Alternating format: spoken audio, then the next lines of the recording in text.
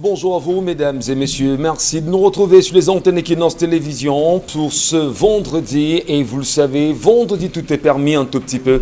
Nous tenterons effectivement, à la lumière des informations qui gravitent sur et dans, et d'ailleurs autour du Cameroun, nous tenterons encore ce matin de revenir sur ces sujets qui vous intéressent, mais surtout de lire, bien sûr, les trajectoires que ceci pourrait avoir. Quelle trajectoire également pour les avocats du Cameroun qui, depuis pratiquement 2 jours, sont aux abois. Ils estiment ne pas être respectés véritablement.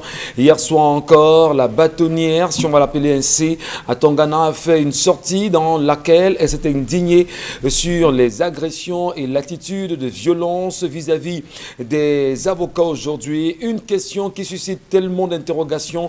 Comment respecter la profession? Que deviendra la profession dans les jours à venir si jamais on en venait à chaque fois aux révoltes ou encore aux rébellions, pourquoi pas aux indignations en plein dans les tribunaux du Cameroun?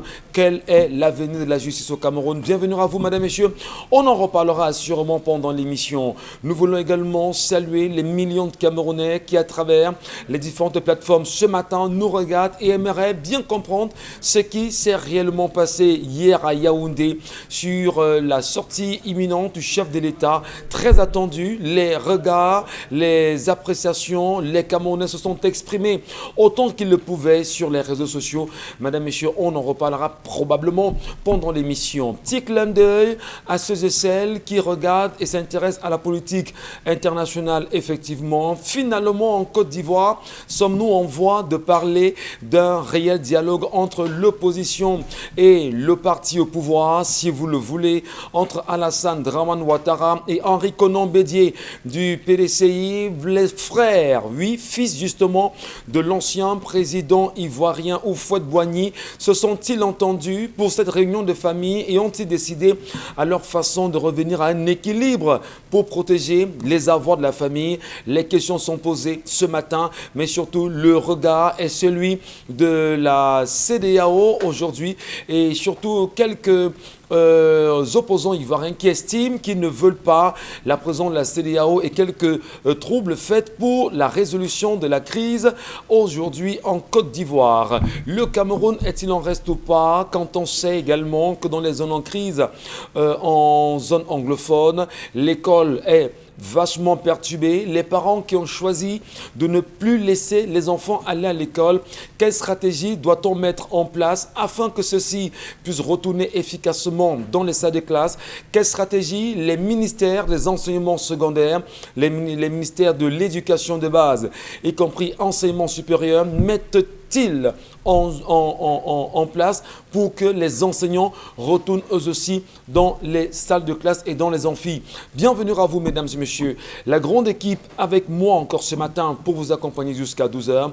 Merci de garder le cap. Alors on dit bonjour à Charles Batiou. Bienvenue à vous ce matin. Bonjour, monsieur Michel Ngatiou.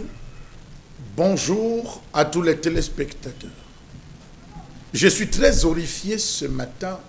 Je suis scandalisé, je suis courroucé ce matin d'apprendre que le pont de Maroua, qui a vu près de 7 ministres louer un avion d'Ethiopian Airlines à pratiquement 120 millions et plus, qui ont passé un séjour à se balader sans prendre aucune décision, sont repartis après avoir, devant les caméras, les chaînes, les micros des chaînes de caméras, pris des mesures cosmétiques, n'ont rien fait.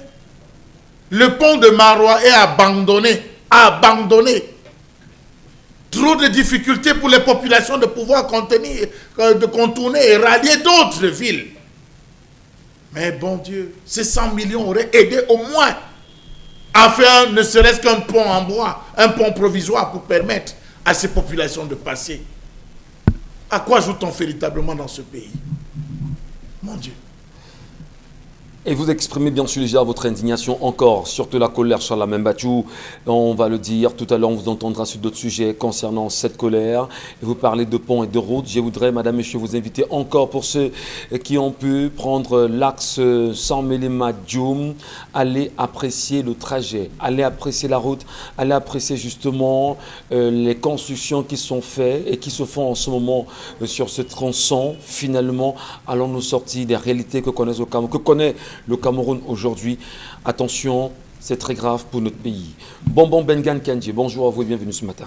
Bonjour Monsieur Ngachou Numba, bonjour à vous chers téléspectateurs. S'il était encore en vie, il aurait eu ce jour, ce vendredi 13 novembre 2020, il aurait eu 83 ans. Lui, c'est Joseph Tchoundjang Pouemi, le premier agrégé en sciences économiques de notre pays et même de l'Afrique noire francophone.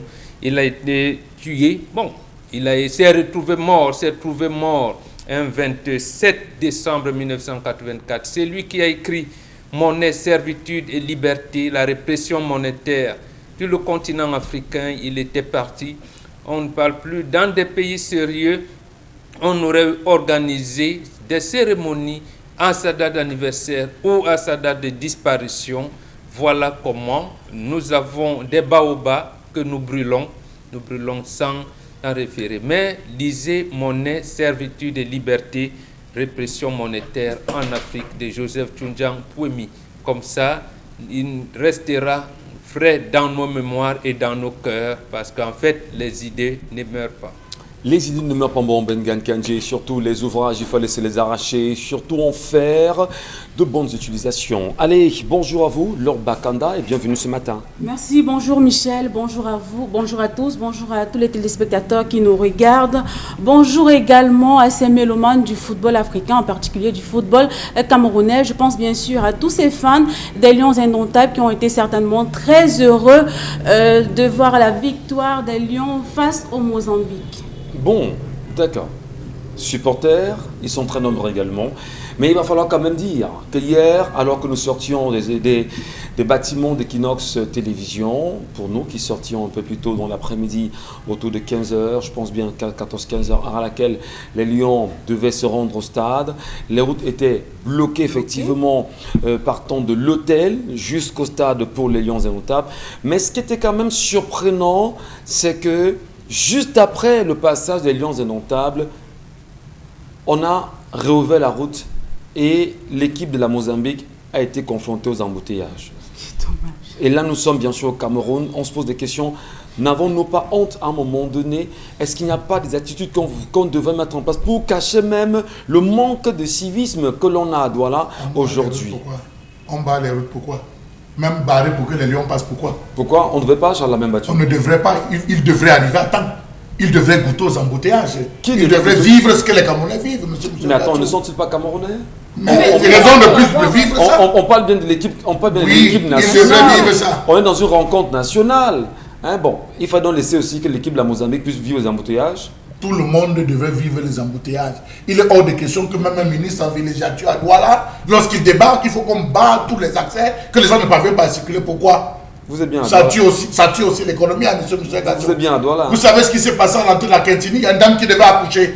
On a bloqué l'allée qui montait. Elle est sortie par école publique. On a bloqué. Elle arrivait faire signe aux policiers qui étaient là. On fait signe, les chauffeurs vont dire que ça ne va pas, dire madame, continuez. C'est ça aussi être républicain? Les lions dans leur voiture seront contents qu'une femme a accouché ou la femme est dans une voiture. Il faut qu'on soit sérieux dans ce pays, hein, M. Michel Gadjo. Mais on vous comprend très bien, Charles Membachou, sur votre colère. Mais qu'est-ce qu'on dira justement de Yaoundé lorsque le chef de l'État, lui, va sortir? Tout est bloqué de ce côté. Bon, comprenons. On ne peut pas se comparer au chef de l'État, M. Michel Gadjo. C'est une institution, il y a des prérogatives qui accompagnent sa fonction, on les respecte. Mais que des ministres viennent des ministres qui sont en villégiature, qui viennent s'amuser, non. On n'a pas besoin de ça. Voilà. Laissez les gens circuler. Qu'il se retrouve dans les embouteillages, je crois que le lion, quand on va lui mettre le micro, va dire que vraiment, mon argent, mes primes que j'ai gagnées, je mets sur le service des feux rouges et tout et comme ça peut nous aider. C'est ce que vous souhaitez bien. Merci. Dominique Audreau Yengelek, bonjour à vous et bienvenue ce matin. Bonjour Michel Ngachou, bonjour aux téléspectateurs. J'aimerais partager avec vous une micro-citation qui dit que pleurer, c'est ressentir. Et ce matin, encore une fois, comme beaucoup de Camerounais, nous pleurons tous ces Camerounais qui ne font que tomber sur le théâtre de la crise anglophone. Que ce soit des forces de l'ordre, que ce soit des civils, tout le monde est en train de tomber. Et face à ça, face à cette douleur, on ne saurait rester insensible. Merci beaucoup Dominique Audrey. Loi des finances 2021, pourquoi est-ce que les députés camerounais n'ont-ils pas encore la loi entre les mains? Pourquoi les députés, pourquoi attendra-t-on seulement 5 jours avant, on va dire, l'ouverture des débats pour venir remettre les documents aux députés? Quand est-ce que les députés camerounais ont pris connaissance de la loi des finances 2021? Qu'est-ce qui justifie cette façon de faire au Cameroun où on surprendra encore les Camerounais en 2021 avec des lois auxquelles ils ne s'attendent pas, dont ils ne sont pas informés?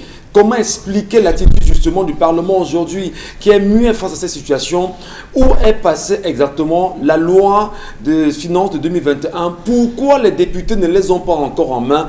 Et est-ce qu'on peut au moins communiquer sur le contenu de cette loi pour que chaque Camerounais puisse comprendre exactement ce qu'il pourrait attendre ou l'attendre à partir de l'année 2021. Merci à vous, madame, messieurs. On en reparlera bien sûr dans cette émission avec 10-12 le Zénith. Vous connaissez les plateformes Equinox TV pour ceux qui nous regardent rapidement sur Facebook ou encore le numéro qui s'affiche bas à l'écran. Envoyez-nous vos commentaires et vos messages. Nous les lirons. L'histoire de ce matin, Dominique Audrey, il s'agit de quoi? J'ai eu beaucoup de peine, Michel, à prendre cette histoire parce que la première qui est arrivée dans le même sillage, j'ai dû la repousser, mais lorsque j'en ai reçu 10 dans le même thème, j'ai dû me résoudre à la raconter ici. En fait, c'est l'histoire d'un jeune homme, d'un monsieur âgé sensiblement de 32 ans, 32 ans qui dit qu'il est complexé. Jusqu'aujourd'hui, il n'a pas pu s'établir dans une relation, il n'a pas pu pousser dans une relation parce qu'il est complexé par sa morphologie. Et aujourd'hui, il dit qu'il a déjà essayé des massages, il a essayé de boire des potions, il a bu des comprimés, du moins tout ce qu'on présente sur les réseaux sociaux qui sont à même de modifier sa morphologie. Et jusque-là, ça ne marche pas. Il dit qu'il est sujet à des railleries, il est sujet à des moqueries de la part de ses vis-à-vis, des femmes qu'il rencontre. Donc maintenant, il pose la question de savoir, est-ce que c'est le fait pour lui d'avoir subi la circoncision une semaine après sa naissance, ou alors c'est congénital? Du moins, l'histoire est adressée aux hommes sur le plateau pour essayer de comprendre le pourquoi de cet état des choses. L'histoire aussi adressée aux femmes, Dominique Audrey. Bon, qu'est-ce qu'on en sait? Voilà, vous êtes aussi femme. Son problème, c'est quoi? Il a un petit phallus. Il est complexé par ça, justement. Voilà, il a un petit phallus. Et est-ce qu'on devrait être complexé par son phallus? Il s'appelle comment? Non. Bah, on peut lui donner le nom qu'on veut. Rodrigue. Voilà, Rodrigue, ça passe. Oui, non, ça sonne bien. Non, Dagobert. J'espère que vous ne riez pas sans problème. Ou Michel. Non, pourquoi Michel? En tout cas, c'est bien sûr l'histoire d'un homme qui est complexé, vous le savez, vous l'avez entendu de Dominique Audrey ce matin, et complexé c'est vrai qu'on peut généraliser parce que même les femmes ont des complexes. Ah, ont des complexes. Oui. Ben là, justement, l'homme est au cœur justement de l'échange de ce matin. Oui. Est-ce qu'il y a des hommes au Cameroun aujourd'hui qui sont complexés par leur phallus et qui estiment en réalité qu'il faut les grossir pour pouvoir apporter la satisfaction réelle? Est-ce qu'il y en a aussi qui ont, dira-t-on, de très gros phallus et qui estiment qu'il faut les amincir pour pouvoir trouver satisfaction? Quel regard les femmes portent-elles aujourd'hui sur cette situation et qu'est-ce qu'ils peuvent faire pour en sortir? Et il estime que peut-être c'est après, soit le lendemain ou à une semaine de sa circoncision, c'est en que vous le racontez? Oui. Effectivement. Et qu'il estime que voilà, il ne peut pas satisfaire. Mais est-ce que tout n'est pas dans sa tête à un moment donné? On en parlera. Mais vous disiez que la question est posée aux hommes sur le plateau. Bien sûr. Mais les femmes également ont quand même à nous dire là-dessus. Comment vous appréciez l'histoire de ce matin? Laure Bakanda, je commence par vous. Arrêtez de rire déjà parce que c'est assez important qu'on en parle. Un homme peut être complexé. Ah, elles font partie alors des femmes qui se moquent? Non, du tout. Non. Du tout, vraiment. Est-ce qu'un homme, pour vous qui êtes femme, devrait être complexé par son membre en réalité, qu'il estime tout petit et incapable de satisfaire? Bon, moi j'ai envie de dire que tout se passe dans la tête comme tu l'as dit. Parce que parfois, quand on fait le tour des réseaux sociaux, on a souvent tendance à voir ce genre de choses. Et puis, il y a des commentaires où des gens disent que voilà, c'est pas la taille qui compte, mais c'est la façon de s'y prendre qui est intéressante. Bon, peut-être que lui, déjà, peut-être qu'il est complexé lui-même. Quand tu ne t'aimes pas déjà, ton vis-à-vis ne peut pas t'aimer. Il faudrait déjà que toi, tu aimes la personne que tu es. Tu aimes les organes que Dieu t'a donnés. Et puis maintenant, tu vas amener l'autre, ton vis-à-vis, à t'accepter et à aimer ce que tu es. C'est vrai qu'il y a beaucoup de personnes qui se retrouvent dans cette situation, dans la même situation que Rigobert ou Dagobert, je ne sais pas trop quoi. Trouvez-lui un prénom qui vous sied, il n'y a pas de souci. Mais je crois que le problème est plus large. Et c'est des réalités également ce matin, madame, monsieur. On va justement le dire, c'est une réalité contextuelle. Mais on verra aussi des histoires qui nous environnent, des histoires qui sont autour de nous, des histoires qui parlent à la femme aujourd'hui. Des femmes comme celle-ci qui également est avec nous sur ce plateau, qui sont avec nous sur ce plateau, qui sauront effectivement comment en venir à une situation plus équilibrée aujourd'hui. Alors, on parle beaucoup plus de la circoncision. Comment voit-on le fait aujourd'hui? Comment l'analyse-t-on? Est-ce que les parents devraient peut-être prendre d'autres mesures pour permettre Le circoncis. À quel moment on circoncis À quel moment on circoncis un garçon? Le garçon. Voilà. À quel moment, à quel âge? Est-ce qu'il y a un âge? Il y en a ceux qui le font au lendemain de la naissance. Il y en a qui le font à 1 semaine de la naissance. Il y en a qui le font à 8 ans après, 10 ans même parfois après. Bonbon Bengan Kadje, la tradition voudrait qu'on le fasse à quel moment précisément? Non, de toutes les manières, pas à la maternité. Pas à la maternité, et à partir de 4 ans, c'est bon. Oui. À partir de 4 ans, c'est bon. À partir de 4 ans? Oui, 4 ans. Mais pas un jour après la naissance ou 8 jours, on vous dit un certain nombre de choses. Non, c'est pas bon. Parce que ce qu'on ne sait pas, et nous le disons ici toujours, Charles Amel et moi, tout en Afrique est spirituel, surtout les organes de reproduction. Oui. C'est spirituel, ça donne la vie. Et l'initiation d'un garçon commence par là, commence par sa circoncision. Et même pour la jeune fille, c'est lorsque les seins commencent à pousser, commence à voir se menstruer, que sa maman lui dit « tu es déjà une femme ». Donc, c'est spirituel. Et ce spirituel-là... Mais qu'est-ce qu'on met dans cette spiritualité, Bonbon? C'est-à-dire qu'à 4 ans, c'est quoi l'élément, c'est quoi le justificatif de 4 ans? C'est la maîtrise des phénomènes de la nature. La maîtrise des phénomènes de la nature, c'est quoi? Tu vas te marier demain, tu pourras avoir une maison, tu pourras, sache que la vie, tu peux aller avoir un accident, un serpent peut te mordre, il y a ci, il y a ça, c'est ça la vie, donc des phénomènes. Mais l'initiation, c'est quoi? C'est que pour l'Africain, la vie ne se limite pas aux phénomènes qu'on voit. Il y a ce qui est invisible, ça s'appelle les noumènes. Donc, on commence donc à voir ce qui est invisible. Donc, en fait, pourquoi l'Africain a commencé à appeler la femme la déesse? Parce que c'est elle qui produit la vie. C'est elle qui donne la vie. Et c'est pour ça que beaucoup d'anthropologues occidentaux n'ont pas compris. Parce que c'est eux là-bas, c'est eux qui chosifient la femme. Alors que nous, on sublime la femme. Donc, le garçon, on le prépare donc à sublimer la femme, parce que la femme va porter la vie, la femme va l'aider à pérenniser la descendance de ses parents, de ses grands-parents. Très bien. Donc, quand on dit donc, on dit les gens que tu auras, les enfants que tu auras demain, il y en a qui seront les incarnations de tes grands-mères, de tes grands-pères et tout.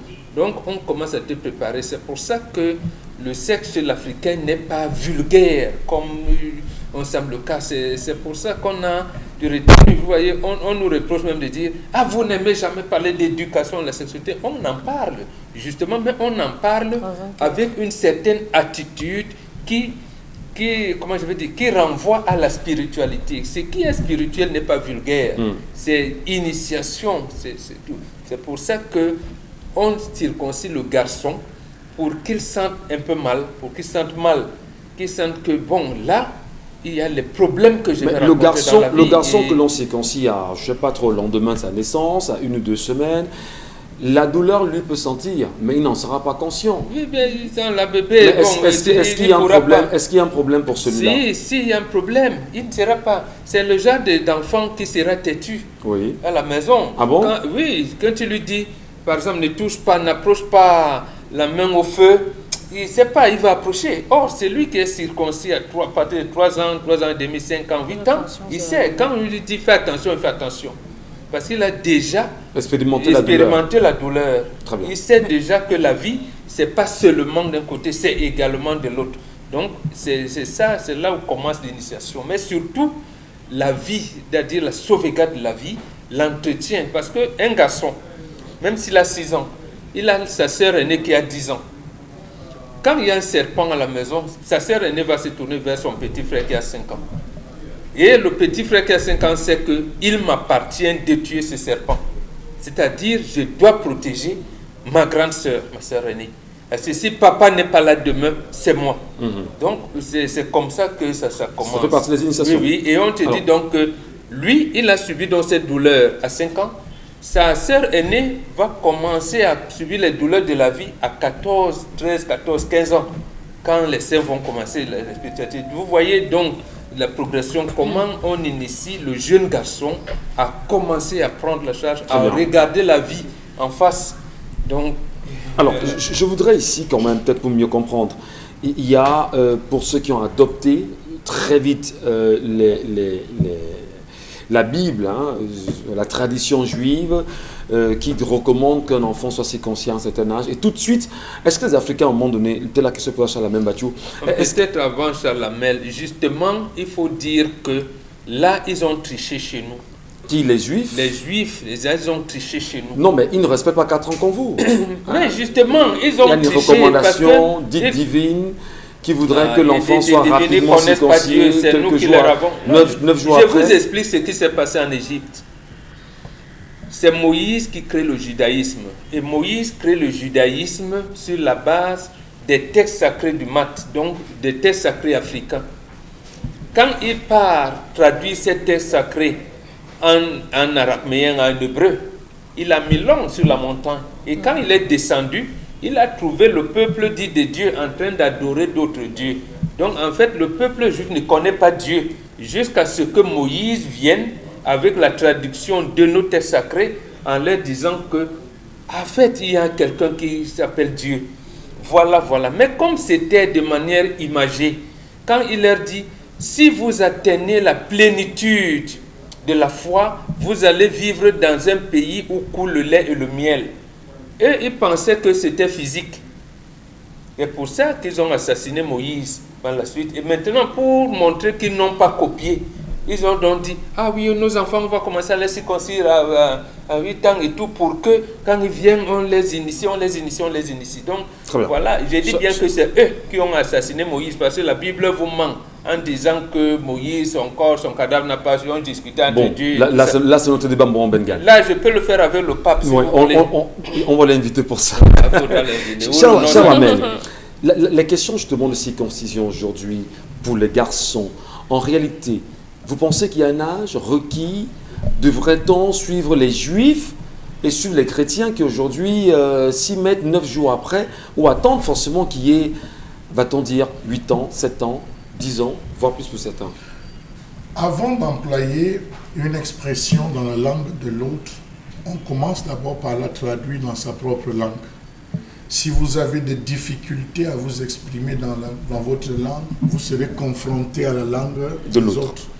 Vous allez voir des enfants qui causent bien leur langue, mais qui ont des difficultés à s'exprimer en français et en anglais. Vous avez certains qui réussissent à naviguer. Donc, pour dire qu'on devait rentrer véritablement à nos fondamentaux ancestraux en termes de circoncision. Chaque peuple a sa façon à lui de multiplier. Chaque peuple a sa façon à lui de penser, d'organiser et de structurer. L'initiation sur la circoncision est une initiation à la douleur. Faire comprendre à l'homme que ce qui t'attend, c'est la souffrance, ce qui t'attend, c'est la douleur, ce qui t'attend, c'est des épreuves. tu devras traverser les épreuves. Et c'est la raison pour laquelle, avant de circoncire les enfants à une certaine époque, on les réservait dans une sorte de maison, une sorte de lieu sacré où on les passait. Et il y avait quelqu'un qui venait leur dire, ce n'est pas facile. Si vous êtes peureux, vous devez fuir. Si vous êtes peureux, n'entrez pas, parce que seul, après ce passage, vous deviendrez des hommes. Vous allez parler comme des hommes, vous ne resterez plus à la cuisine, parce que c'était ça aussi. La circoncision demandait à l'enfant de sortir définitivement de la cuisine et désormais de s'asseoir dans la cour. Il s'asseyait même le sol dans la cour auprès de son père, histoire de souffler sur le tabac, parce qu'à l'époque, on avait des grosses pipes. Les pipes qui touchaient le sol, l'enfant était assis, il soufflait pendant que papa avait la tête de l'autre côté. Tout ce qui se disait au niveau de la classe masculine, l'enfant écoutait, il n'avait pas le droit de se prononcer. La circoncision entraînait une autre chose, c'est-à-dire la consommation alimentaire. On changeait pratiquement tout en termes de consommation. L'enfant n'allait plus se retrouver à manger des produits sucrés, comme ce que je vois aujourd'hui, les gens qui mangent la banane mûre, le plantain mûr. Si on n'a pas préparé le plantain mûr à la maison, ils ne mangent pas. C'est un ensemble, disait-on, sur les bantous, ça fragilise les patates et tout. Pour manger la patate, on la mange crue, parce que lorsqu'elle est crue, elle est plus vivante, plus vivifiante. On mange le manioc cru. La maman, toutes les mamans qui préparent devaient donner le manioc cru à l'enfant, parce que le manioc est entré dans la Constitution. On inscrivait l'enfant qui sortait de la circoncision, la circoncision dans les activités sportives. Et l'une des activités sportives les plus appréciées était la chasse, était le chant, était la pêche, où on accompagnait, on allait avec l'enfant. Lorsqu'ils allaient en forêt, l'enfant devait courir. Vous savez que le sport développe véritablement, il faut le préciser, le sport développe tous ceux qui font une activité sportive, il faut aller regarder pour vous rendre compte de ce qu'il en est. Donc je crois qu'à ce niveau, il a dû manquer plusieurs choses, plusieurs paramètres. Est-ce qu'il fait du sport? Est-ce qu'il pratique une activité sportive? Est-ce qu'il est véritablement engagé, on va le dire, dans la consommation? Vous savez que l'excès d'épices n'est pas bien.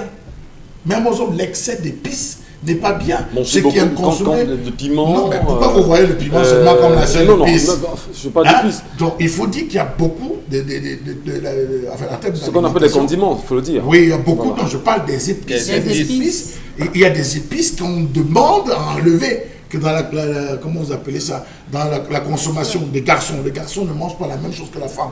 Il y a des gestes aussi qui accompagnent. Vous avez un enfant qui a peut-être grandi, on le frappait trop à l'épaule, trop sur la tête, cogner la tête, ça joue sur ces différents organes. Ah bon? Donc il faut dire, oui, ça joue, on ne frappe pas le garçon sur l'épaule, comme les parents viennent, on tape le garçon, on cogne sur l'épaule, on frappe sur la tête, parfois sur la nuque. Non, ça ne se fait pas pour les garçons, ça joue, c'est dans la zone où est situé ces différents organes. Donc il faut dire que les Bantous ont prévu cet ensemble de choses. Moi j'ai été circoncisé à 10 ans, M. Michel Gachou, à 10 ans, et nous étions presque 20 quand nous allions. C'était pas promotion. C'était pas promotion par an.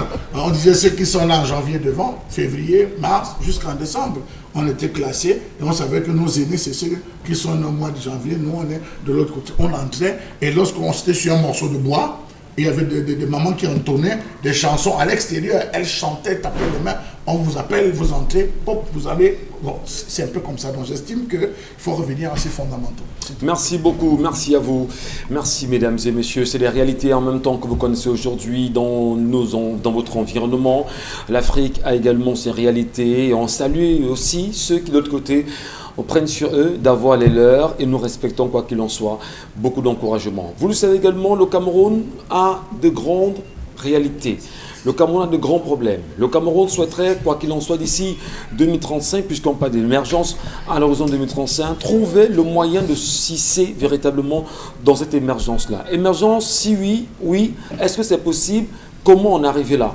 On en reparlera bien évidemment dans cette émission. Mais avant, mesdames, messieurs, 10-12 le Zénith vous offre de comprendre, d'écouter, de vous adapter, mais surtout d'analyser avec lui comme chaque matin la colère.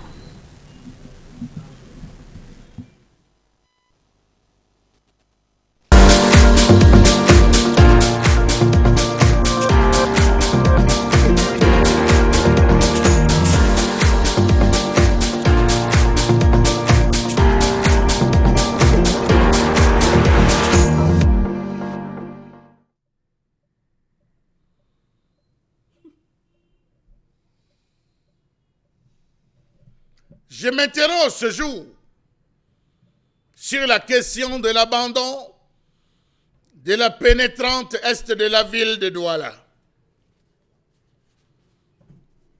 L'entrée est et ouest de la ville de Douala reste encore et toujours, sinon la honte de la capitale économique, du moins l'une des principales plaies puantes qui a entaché le séjour record de Fritz Tonin à la tête de la communauté urbaine de Douala. Sortir de la capitale économique ou y entrer de ce côté est en effet un véritable calvaire qui devient de plus en plus dur à supporter pour les usagers. Aussi incompréhensible que cela puisse être, un usager peut mettre 3 heures de temps pour aller de Yaoundé à Yassa, soit 210 km, et mettre 2 heures, sinon plus, à parcourir les 30 derniers kilomètres pour atteindre le centre-ville. Pareil pour ceux qui partent de Bafoussam, de Banganté, de Bafang ou de Konsamba pour allier Douala. Il est facile d'arriver à l'échangeur de Bekoko.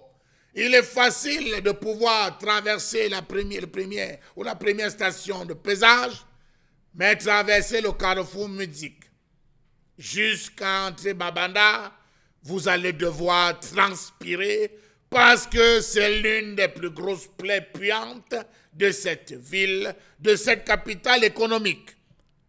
Comment comprendre ce chemin de croix que vivent les populations? Le chemin de croix pour la pénétrante Est commence effectivement au niveau de Yassa jusqu'au lieu dit Borne 10. Ce tronçon étant en travaux dans le cadre du prolongement de cette entrée jusqu'à la Dibamba.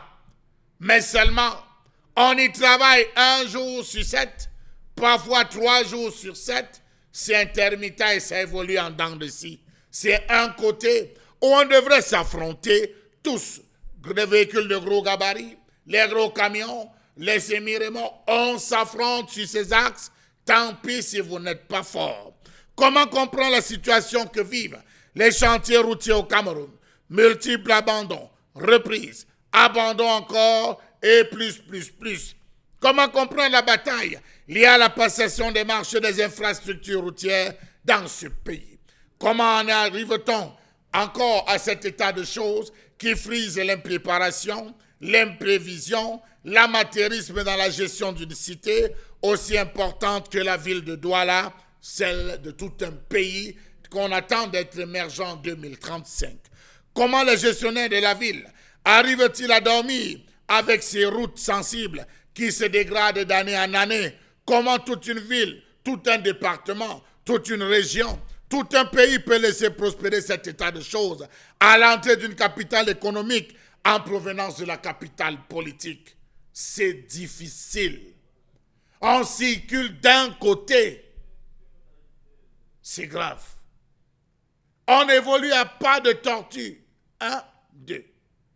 1, 2. On attend. Tant pis s'il y a un moindre accident ou un moindre incident, alors là, on est parti pour plus d'1 heure de temps, parfois 3, 4 heures de temps. Malheur à vous!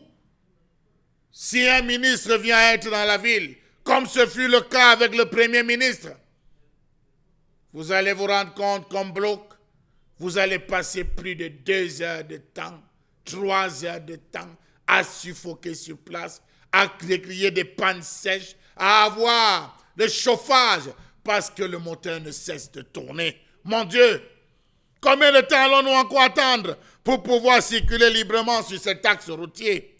L'entreprise chinoise en charge des travaux de construction de la 2e phase de la pénétrante Est a été suspendue par le ministre des Travaux publics pour inefficacité et non-respect des clauses contractuelles.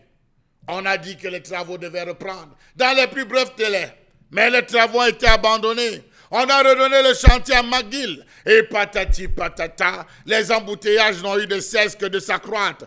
Pourtant, l'argent frais avait été décaissé. On apprend aujourd'hui que l'entreprise McGill attend toujours son chèque de démarrage de ce chantier qu'il avait pratiquement laissé à l'abandon depuis le début de la pandémie du Covid-19 au Cameroun. Pendant ce temps, pour sortir et rallier les services, certaines personnes résidentes dans la zone de Yassa, village, sortent de la maison, soit pour déposer les enfants à 5h30, dit-on, pour fuir les embouteillages. Après l'épisode controversé de 9 km à 45 milliards de francs CFA, relatif à l'aménagement de la pénétrante est de Douala, des mesures vont être prises dans tous les sens pour dire que non, c'était une erreur. Comment comprendre que pour aller à Yassa village, distante de près de 9 km, il faut désormais au moins 2 heures de temps. Cette durée peut aller jusqu'à 2h30 ou 3 heures à certains moments de la journée. Ne tentez surtout pas. À partir de 16h ou 17h, vous aurez la honte de votre vie. Savez-vous que si vous voulez vous rendre à Yaoundé, vous devez vous armer de patience, tellement les embouteillages vous feront voir de toutes les couleurs. C'est proprement scandaleux que les travailleurs soient obligés de partir de chez eux dans la nuit, 5h30, et font quand même 2 heures pour parcourir moins de 10 km.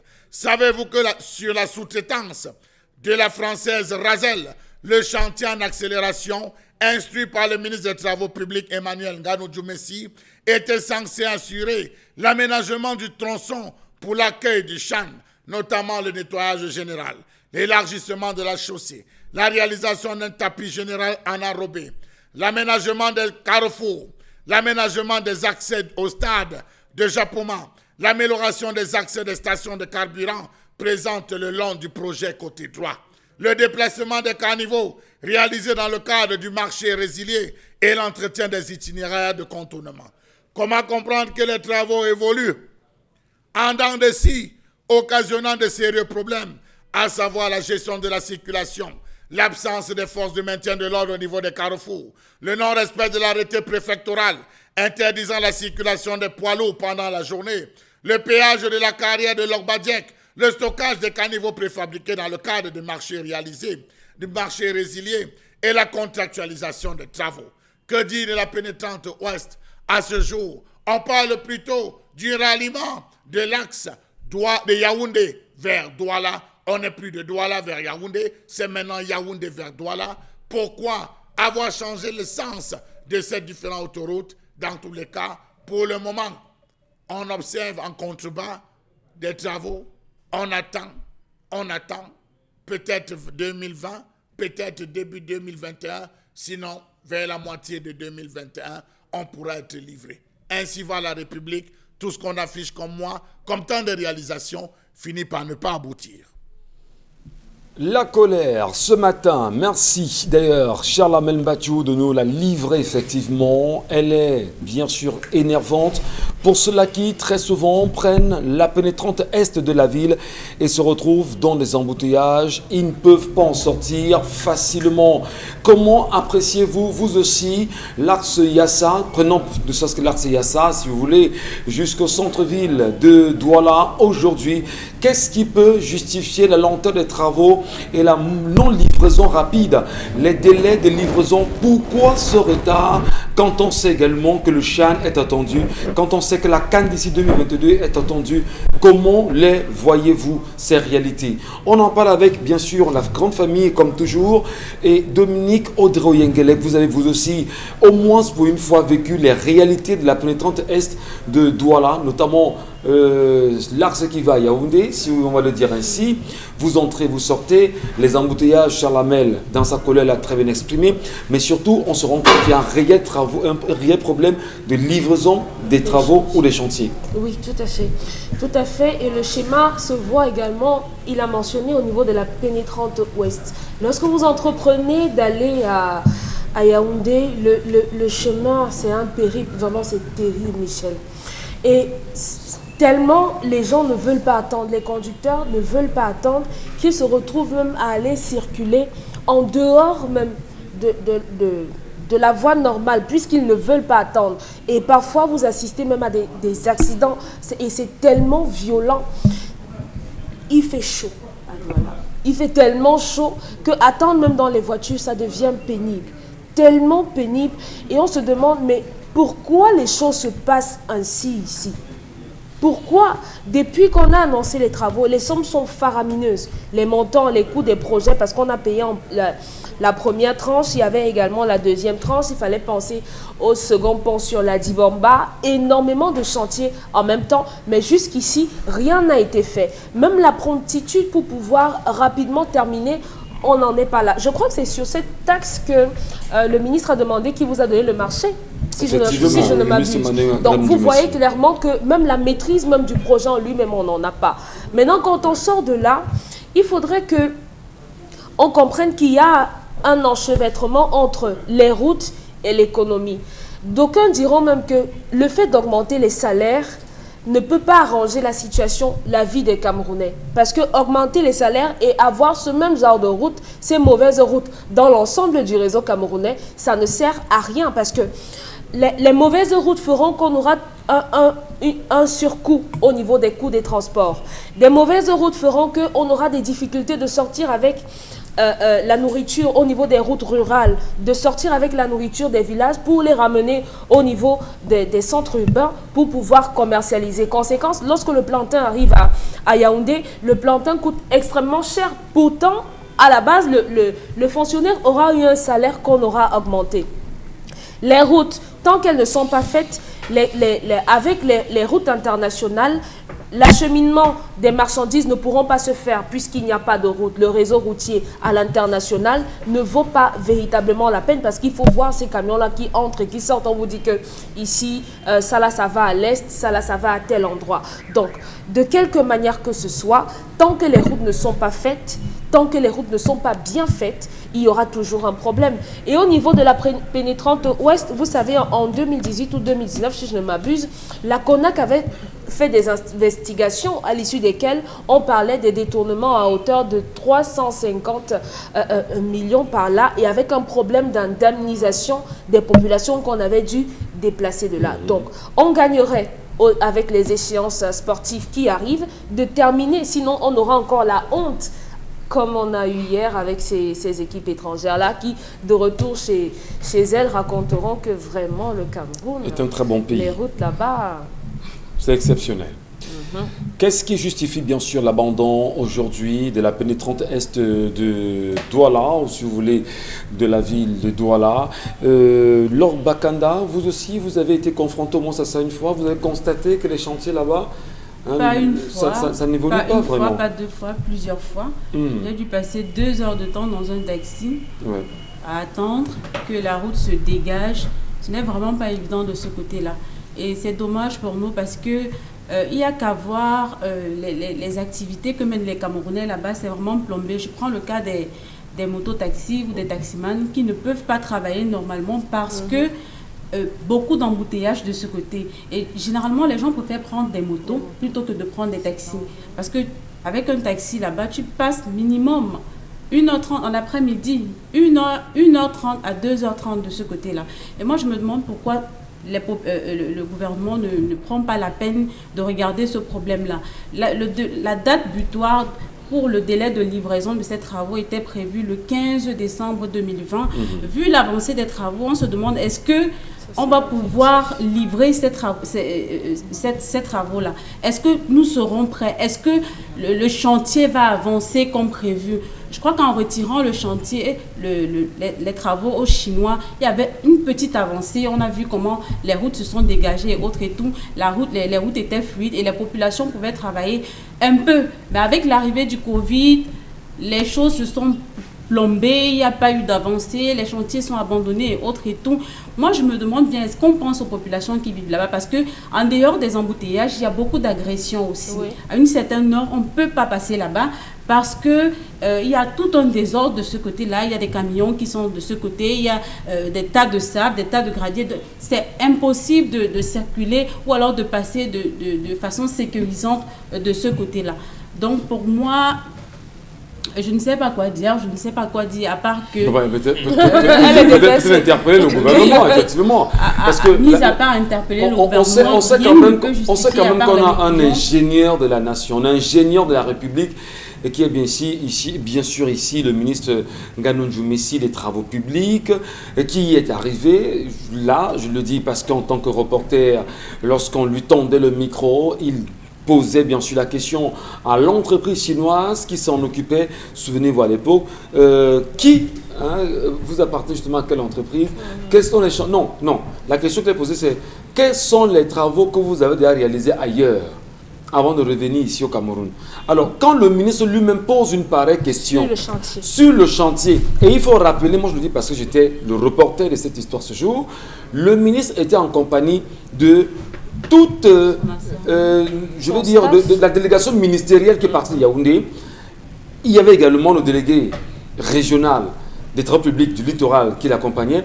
Et c'était assez ahurissant quand même. Alors, lorsque le ministre pose une pareille question, est-ce que ce n'est pas la preuve réellement que le Cameroun ne contrôle pas de façon efficace et efficiente la construction et la fabrication de ces routes aujourd'hui? On pourrait le dire ainsi, Michel.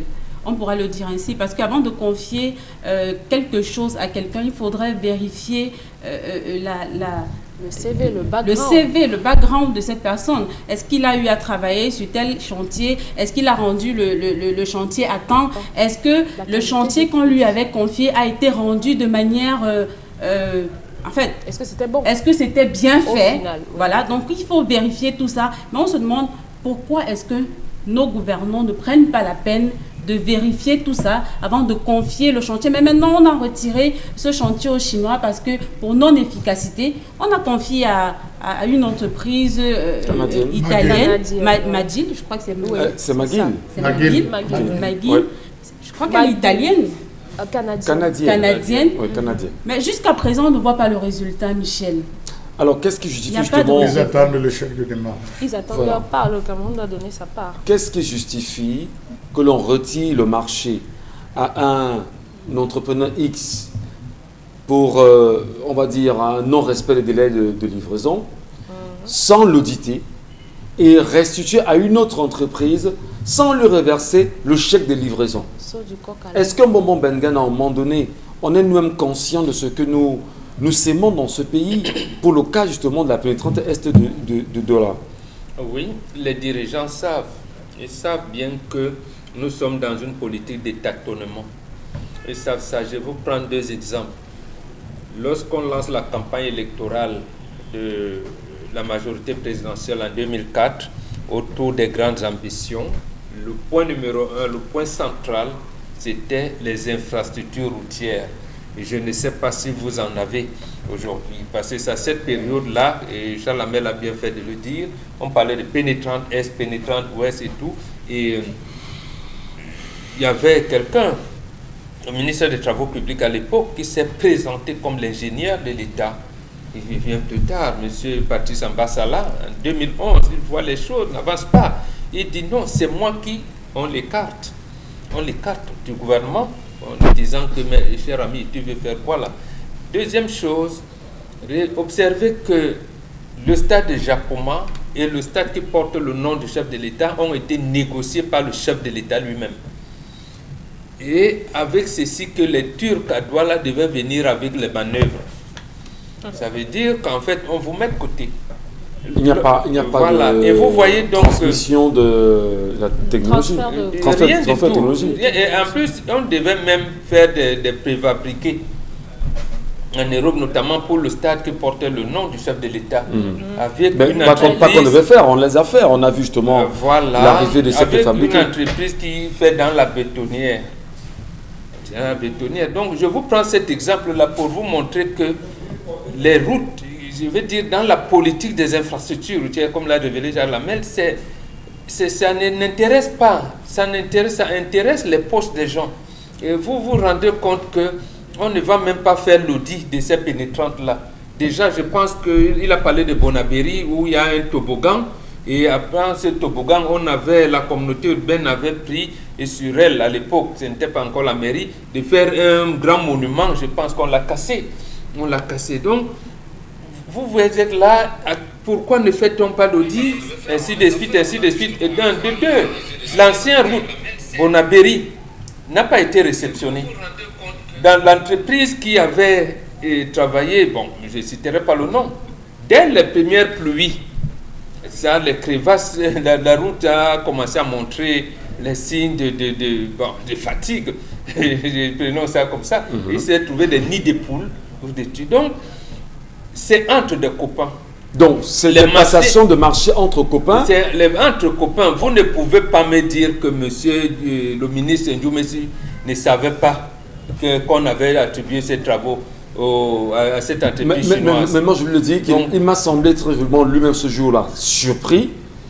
Il est savoir comment c'est lui l'ingénieur de l'État. Et il faut bien rappeler, Mme Mdiane, il montre la surprise. Lors de la descente du ministre, parce qu'il faut préciser, le ministre en lui-même décide de venir visiter la pénétrante est de la ville de la... Souvenez-vous, lors des embouteillages qu'on avait connus, hein, c'était niveau la buse avait lâché. Voilà.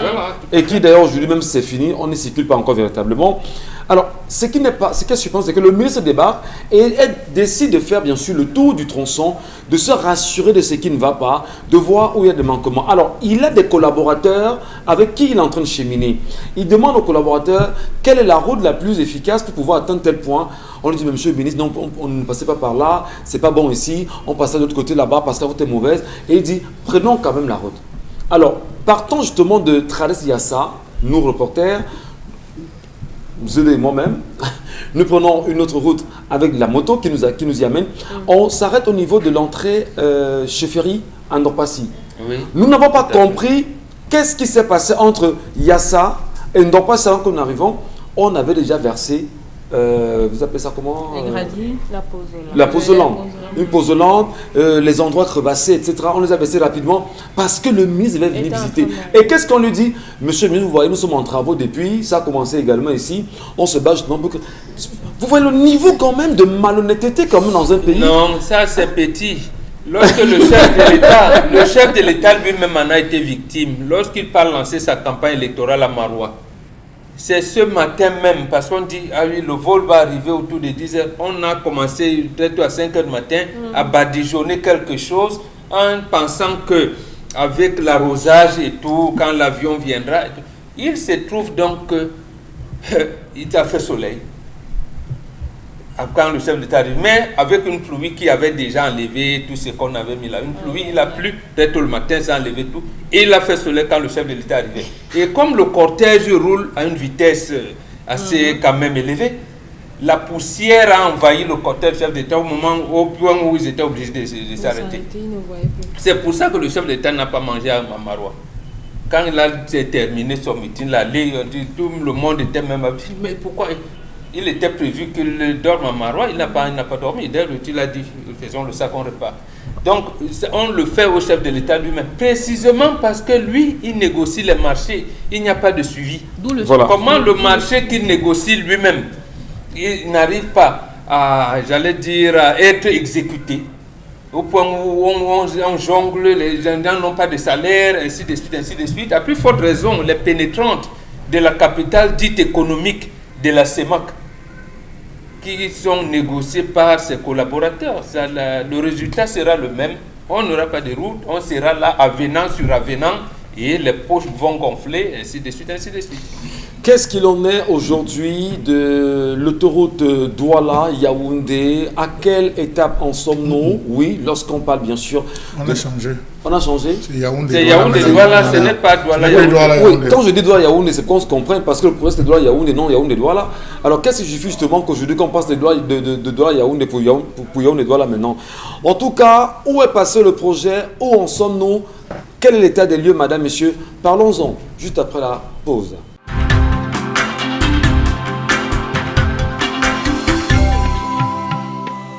Bienvenue à vous, mesdames et messieurs. Bonjour, si à l'instant vous nous recevez, merci encore de vous installer confortablement chez vous. Nous sommes sur 10-12 le Zénith. 10-12 le Zénith, devenu pour beaucoup d'entre vous un rendez-vous. C'est un talk show en même temps que chaque jour vous permet de comprendre l'actualité, mais surtout les questions de société qui gravitent autour de nous et qui nous donnent quand même d'avoir des analyses, on va dire, avec un ton très léger. On peut en rire, on peut, dans le côté très sérieux, on peut en rire parfois pour dire notre ironie par rapport à la réalité. Mais comment changer le Cameroun si on ne le changera pas avec vous? Comment amener les Camerounais à prendre conscience de ce qui les environne? Comment amener les Camerounais à prendre également à bras le corps l'avenir et le changement que chacun souhaiterait bien comprendre et surtout vivre. Merci à vous. On est simplement dans un talk show et les sujets que nous développons, on les commente avec vous chaque matin. Vous êtes certainement vous aussi nombreux Camerounais, de l'intérieur comme de l'extérieur, à avoir pris la peine de faire le voyage tronçon Yaoundé-Douala et vous êtes arrivé au niveau de la pénétrante Est, ici exactement dans le littoral. Comment avez-vous apprécié la route? Et la question, je la posais avant la petite pause, qu'est-ce qu'il en est aujourd'hui de l'autoroute Yaoundé-Douala? Au départ, c'était Douala-Yaoundé, Yaoundé-Douala aujourd'hui. À quelle étape sommes-nous? Est-ce que les travaux peuvent, on peut le dire, qui sont suffisamment avancés? Est-ce qu'on peut avoir, d'ici à 2021, autant pour moi, oui, au plus, vraiment une réalisation de l'autoroute de Yaoundé-Douala? J'en ai même battu. Monsieur Michel Ngachou, tout ce qui arrive au Cameroun, tout ce qui nous arrive parle de ceci que en aucun moment on pense mettre ceux qui ont la compétence au devant de la scène. On s'arrange à mettre des administrateurs dans la gestion de pratiquement tout, à telle enseigne que les techniciens deviennent tout simplement des manœuvres. Ça, c'est le premier point. Le deuxième point, il faut dire qu'il y a des batailles au niveau du CERA et on va dire que l'un a payé le prix de cette affaire, c'était l'ancien ministre Abbas Sadou, à qui on avait imputé... Le ministre Abbas Sadou, vous dites? Abbas Sadou, Oui. on lui avait imputé le fait pour lui d'avoir rapidement signé les protocoles d'octroi de marché à ces Chinois, une entreprise qui n'avait des faits d'armes nulle part, ni en Afrique, ni même à l'Europe. C'est ça qui a fait en sorte que lui, on le dégomme de son poste là où il était ministre délégué chargé des marchés publics, M. Michel Ngachou. Le fond de l'histoire, c'est qu'on est appelé à un moment donné à se demander pourquoi l'ensemble des routes faites par les Allemands, les Français, pendant la période coloniale, existent encore jusqu'à ce jour. Et que celles réalisées avec les matériaux, entre guillemets, dits avancés, dits évolués, se détériorent minute by minute, seconde par seconde. Tout simplement parce qu'on est dans un principe de mapartisme, de rétrocommission. Je mange quoi? Je mange combien? Dans quoi? Où et comment? Une fois que j'ai justifié ma part, je m'en fous parce que je ne pourrais pas venir assurer le suivi. Si Mombo gagne un marché de 300 millions et que moi je suis le responsable, Mombo m'appelle et me dit j'ai gagné mon marché de 300 millions. Voilà tes 25 millions mon frère. J'ai récupéré les 25 millions. Quand on me demande, le Premier ministre me dit mais monsieur Charles Amen Bachou, allez contrôler le terrain, allez contrôler l'évolution, avez-vous assuré le suivi? Je lui dis oui monsieur le ministre, je me rends. Je l'appelle, je lui dis bon que je viens avec une délégation parce que tu sais ce qu'il y a lieu de faire. Quand on arrive, allez on profite comme vous avez dit, Poudzolan par-ci, Poudzolan par-là, ciment mélangé au gravier, on verse là-bas un peu de colle noire, on profite. On arrive vraiment, monsieur le Premier ministre, je suis déjà sur le terrain, je vous envoie les premières images de mes constatations. Clac, clac, clac, clac, clac, clac. On envoie à monsieur le Premier ministre qui lui-même se retrouve enfariné, entarté, monsieur Michel Ngachou, parce qu'il va dire au chef de l'État, effectivement, la faire en train d'évoluer, alors que les copains qui sont sur le terrain ne le sont pas. Comment comprendre qu'un marché qui était censé être livré sur 18 mois, monsieur Michel, trouve des avenants sur avenants. On a débordé en termes de milliards les chiffres qui étaient prévus. On a débordé. Regardez la pénétrante.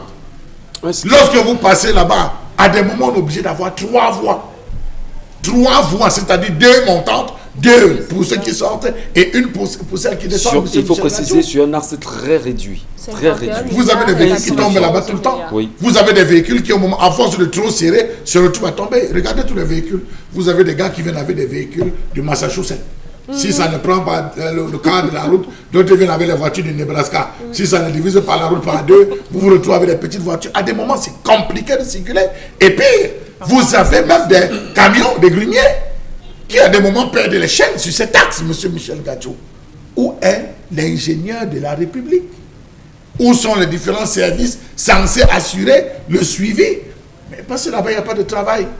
Sur une bonne distance, il n'y a pas de travail. Il y a des endroits où il a tellement plu, ça a provoqué des érosions, ça a doublement abîmé encore. Comment ça va te faire le travail? Comment sortir véritablement de Yaoundé passant par Nialaray? Alors ne vous exercez pas.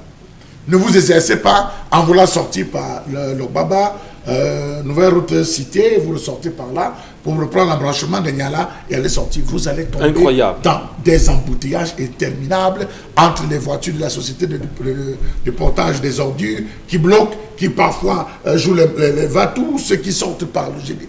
Monsieur Michel Ngachou, on est dans un enfarinage et on se demande est-ce qu'on va en sortir? Les différentes échéances sportives qui sont en train d'arriver, est-ce qu'on réussira? On réussira à atteindre ce bout du tunnel avec ces différentes pénétrantes? Non, je doute. Que ce soit celle, la pénétrante Est ou la pénétrante Ouest, ces jours, beaucoup de personnes ne veulent plus voyager. De vendredi à dimanche, vous ne pouvez pas circuler sur la pénétrante Ouest. Vous sortez, regardez les pistes, vous sortez, vous traversez Bekoko. Après avoir passé la première station de pesage, ça bloque. Vous avez des rangs.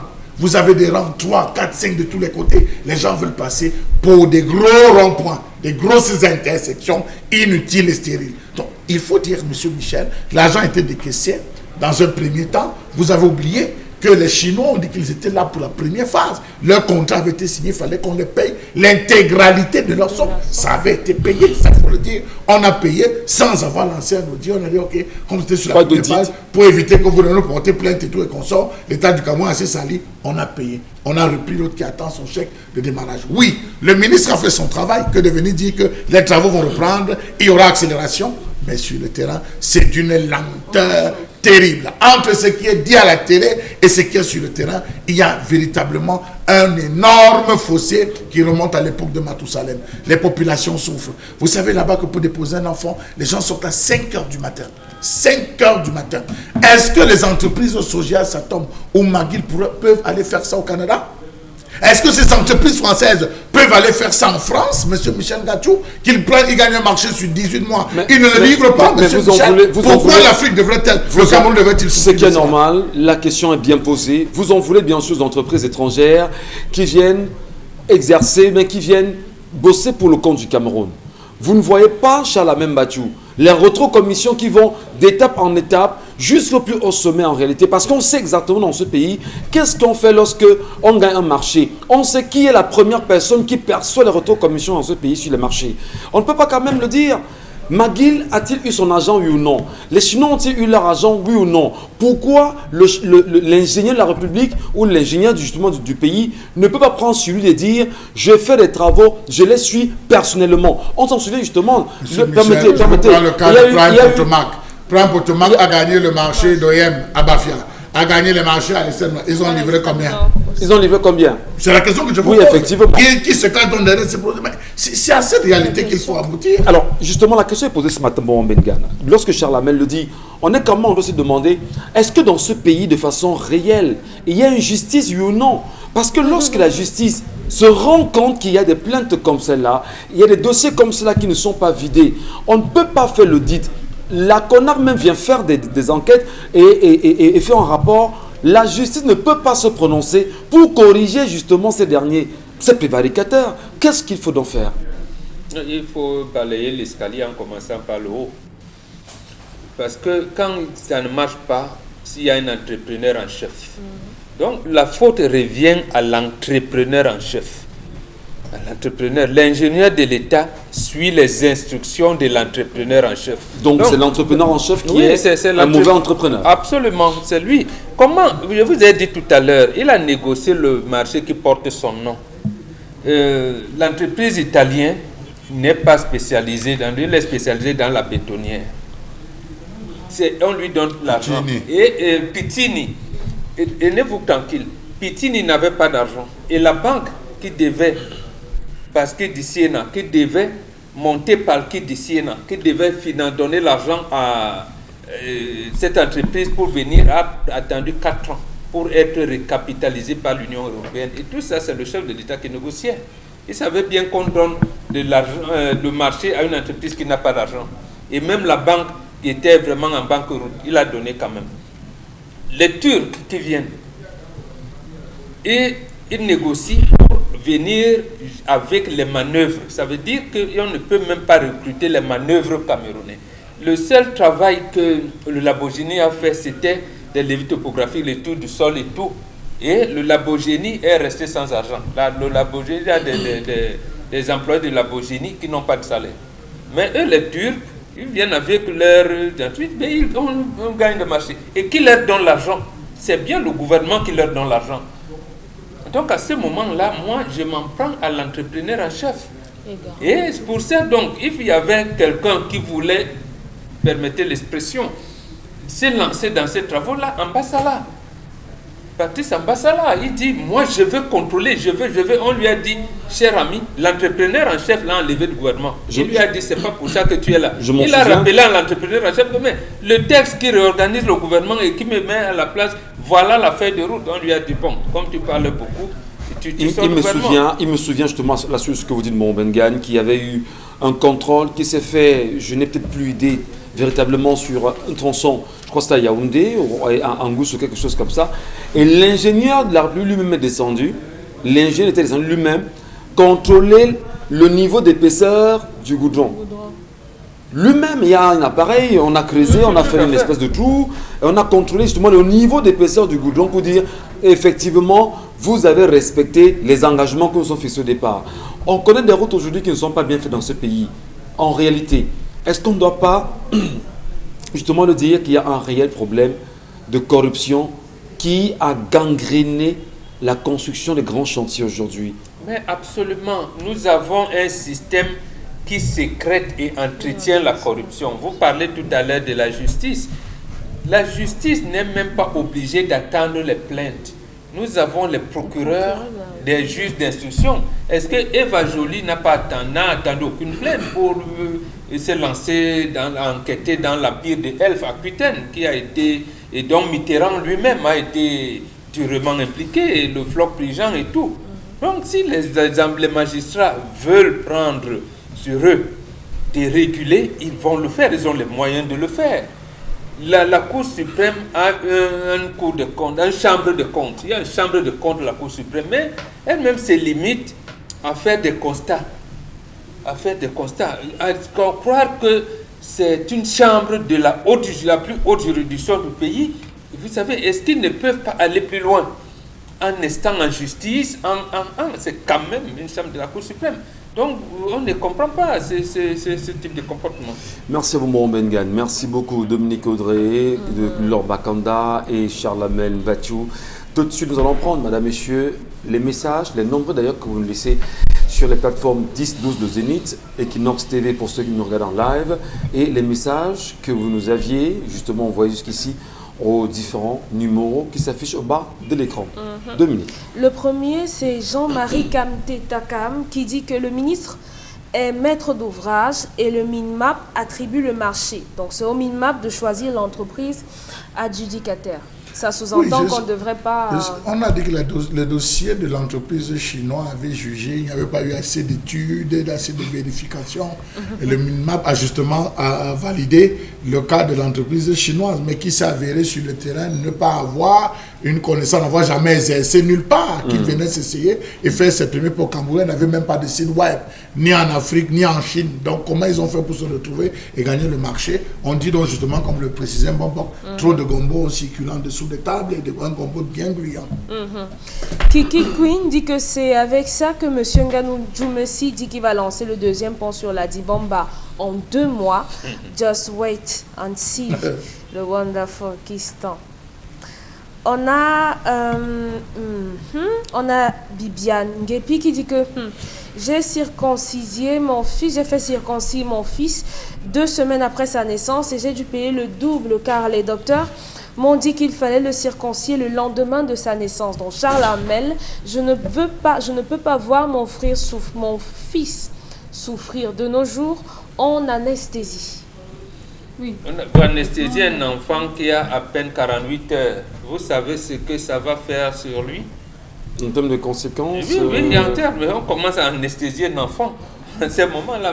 Mais sauf que la technologie a tellement évolué maintenant. En Europe, c'est ce qu'on fait. D'accord, la Les technologie. Européens ne le font même pas. Voilà, la technologie. Peut-être la médecine, vous voulez dire. Oui, la médecine a tellement, la médecine a tellement évolué. A tellement évolué que nos grands-mères accouchaient sans césarienne. Et vous, aujourd'hui, c'est la césarienne partout. C'est ça l'évolution de la médecine, non? Aussi, maman. Ah, voilà. Donc il faut valider la césarienne. C'est ça l'évolution de la médecine. Parce que peut-être on parlait sur une antenne, on trouvera que c'est pas. À peine on n'aide plus les femmes à accoucher. Mais vous, césarienne. Et la césarienne qui limite les naissances au plus à 3, on dit que c'est ça l'évolution de la médecine. Monsieur Michel Ngatou, lorsque vous avez une blessure, vous avez le choix au niveau de la plante des pieds.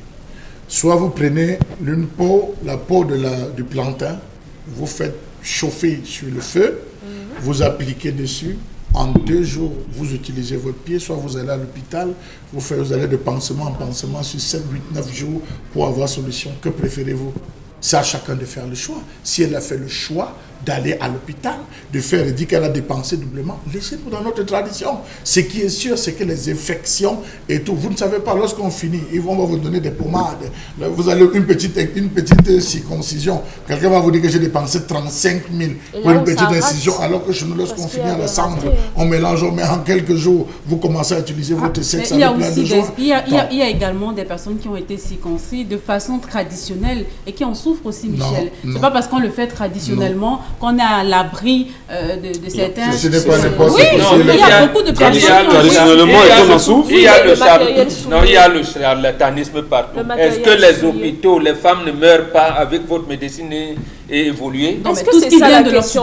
C'est ça la question, parce que quand on vous dit, vous ramenez ceci, justement on vous dit que partout il y a des gens qui peuvent faire des pratiques frauduleuses. Il y a des spécialistes en maternité, les matrones existent, la circoncision aussi. Tout comme vous aujourd'hui, dans votre genre, les gens meurent comme... Sur le plan traditionnel, il faut marquer une certaine évolution.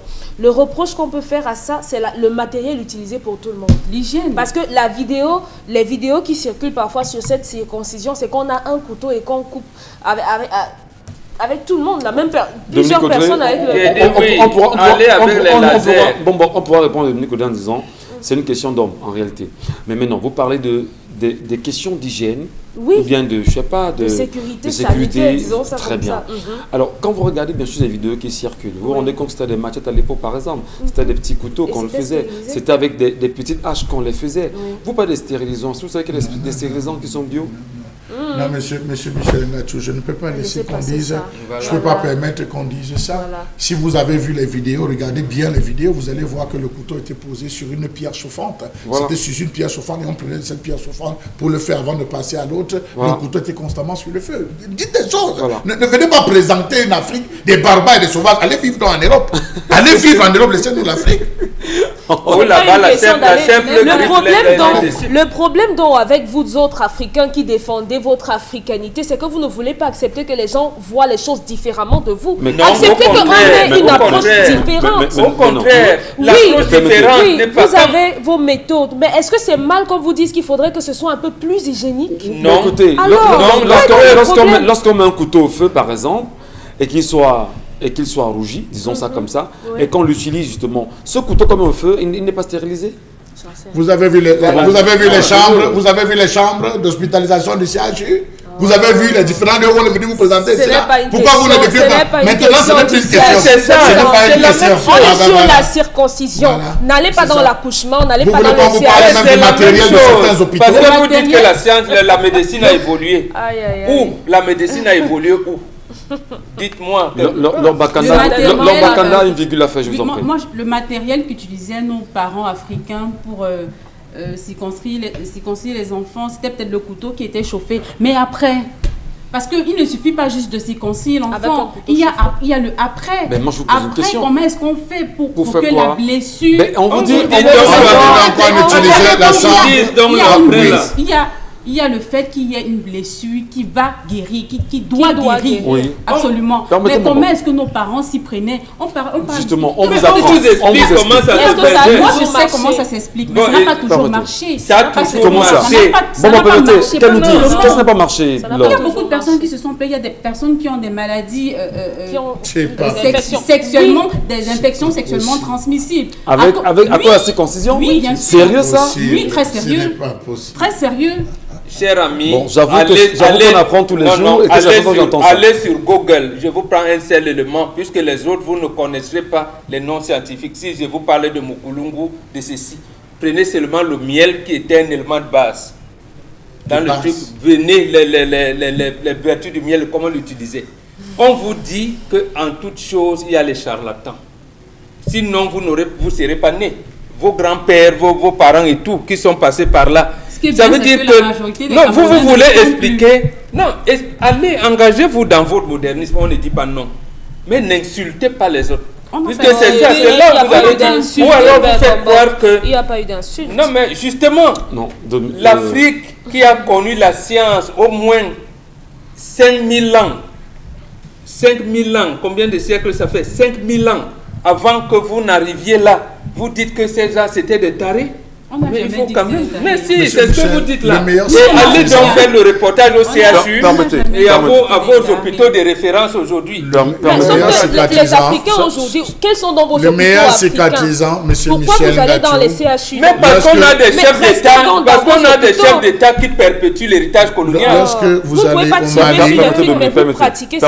lorsque vous allez au Mali, au Sénégal, il y a la pharmacopée traditionnelle qui occupe les 80%, sinon la plus importante que toutes, parce qu'on a eu à la tête de ces États des personnes qui ont voulu mettre en avant la médecine traditionnelle.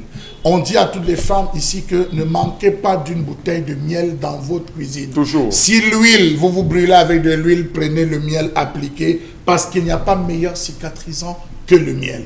On le mélangeait avec la cendre. Vous prenez la cendre du feu de bois. C'est un bon cicatrisant. Vous le mélangez avec le miel. On appliquait, je vous dis, en 2 ou 3 jours. Aujourd'hui, vous avez des enfants qui vont se faire la circoncision. Est-ce que Charlamagne a fait circoncire son enfant avec un couteau? Oui. J'ai dit oui. Mes enfants ont été. Oui, mes enfants ont été circoncis comme moi je l'ai été. Vous voyez, on sort du domaine privé. On sort du domaine public pour le domaine privé. Je vous rassure que oui. Je vous rassure que oui, avec la dernière énergie. Ça se voit. Parce que vous avez à l'ouest un rituel initiatique qu'on appelle le Nyang Nyang. Oui. Vous voyez combien de jeunes vont pratiquer le Nyang Nyang?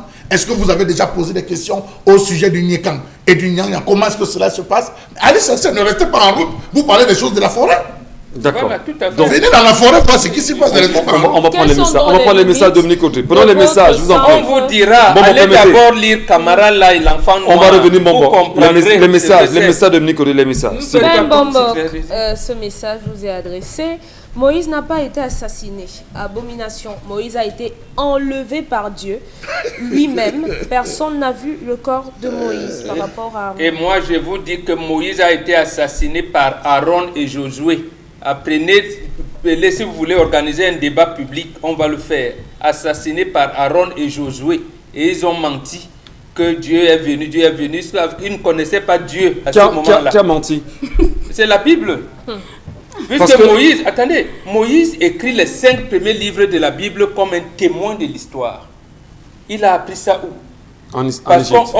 Justement parce qu'on lui a appris, il était le successeur du Pharaon. On lui a ouvert les yeux, comme on dit. Et c'est à ce moment qu'il a appris au peuple juif, qu'on appelle les Israélites, que Dieu existait. Et le Dieu, ce n'est pas un homme qui est assis au ciel avec une large barbe. Et qui a posé les pieds au sol. Dites même tout simplement que quand il est revenu de la montagne, dans quel état les a-t-il trouvés? Il les a trouvés en train d'adorer les faux dieux. Oui. Dieu, cher ami, prenez ça une fois pour toutes, prenez note. Dieu, c'est l'énergie initiale dont le soleil est la manifestation physique qui éclaire l'univers. C'est ce que les anthropologues occidentaux n'ont pas compris. Ils ont dit que notre Dieu, c'est le soleil. Non.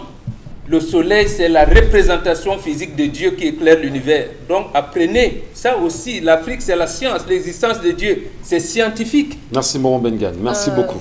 Et Abraham n'a pas existé comme vous et moi. Abraham, c'est un mythe. Oh. Parce qu'ils disent toujours que oui, d'autres pères Abraham. Abraham, c'est un mythe. Ok.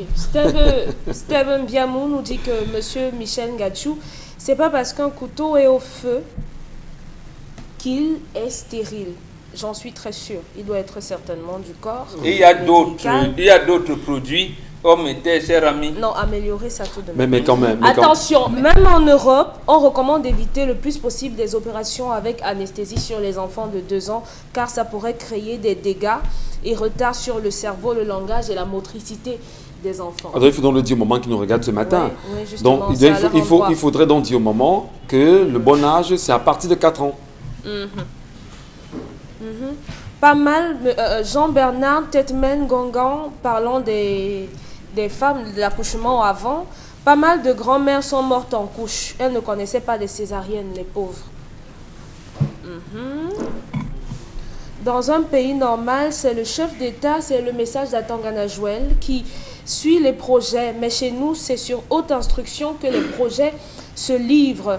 C'est le président qui est responsable de tout ce qui nous arrive aujourd'hui. On a une téléspectatrice, S. Becker, qui dit « Merci, Monsieur Mbachou. Franchement, quand je veux voyager, je prends le bus 4 heures avant.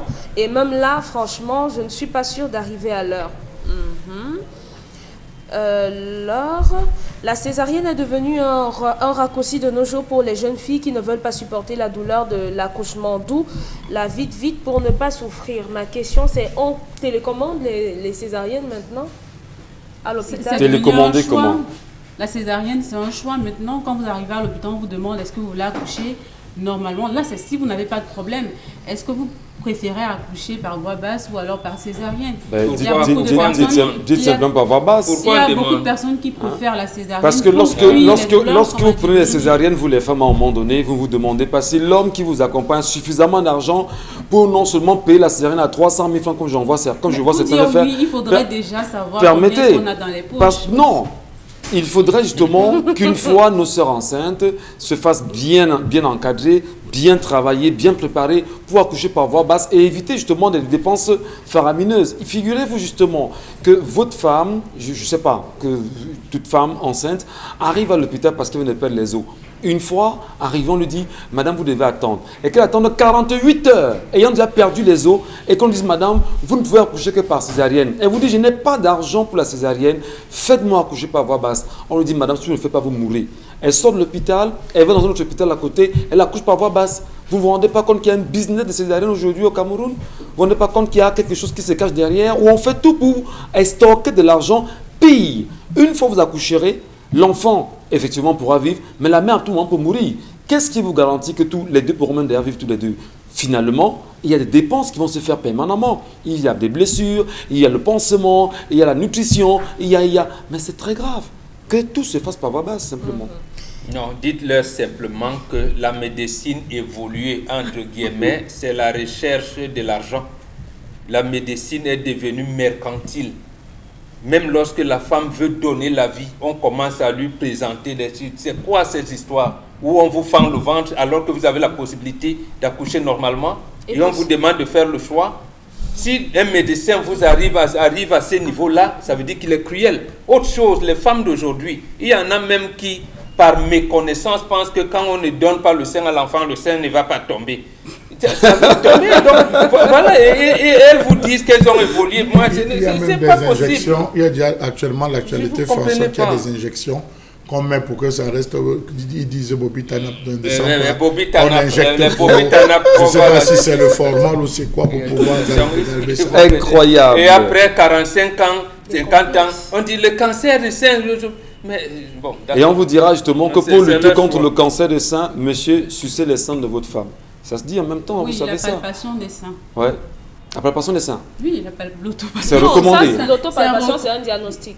Non, oui. On recommande aux femmes de se palper généralement les seins pour chercher des potentielles boules. Oui, et on demande aussi aux hommes de le faire. De sucer les seins des femmes. En suçant. Effectivement, Mais voilà. voilà. On s'en... Je sais qu'on est des scientifiques. Allez, merci Bon. à vous de donner rapidement le message et puis on marque Oui. une pause. Lisa Olga dit que les ingénieurs étrangers ne donnent que le résultat qu'on leur demande, le gouvernement, lors de la signature des contrats.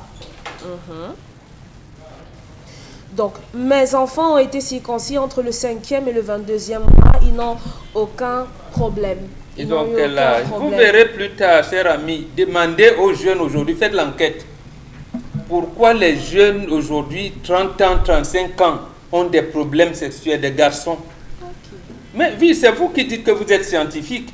Essayez donc de voir des éjaculations précoces. Ils n'arrivent plus à tenir leurs copines, ils n'arrivent plus. Faites les enquêtes. Les copines, les femmes, bon. Oui, leurs copines, puisqu'elles ne veulent même pas se marier. Non, faites les enquêtes, c'est vous qui êtes scientifique, non? Après, quand on va vous donner un résultat, vous allez dire, allez, quelle science a montré ça? C'est quelle étude scientifique? Vous faites les études scientifiques pour montrer pourquoi beaucoup de garçons entre 30 et 45 ans ne peuvent plus Ok, donc, être libres sexuellement. deux derniers, Michel. Gilles Canon dit c'est vrai que la médecine traditionnelle est importante, mais il faut reconnaître que la médecine moderne a permis de baisser le taux de mortalité dans le monde. Merci beaucoup, Dominique. Plein de messages ce matin. Une pause, Madame, je suis avec vous également et avec la grande famille. Allons saluer à l'instant Constilamine avec nous sur le plateau B dans un instant.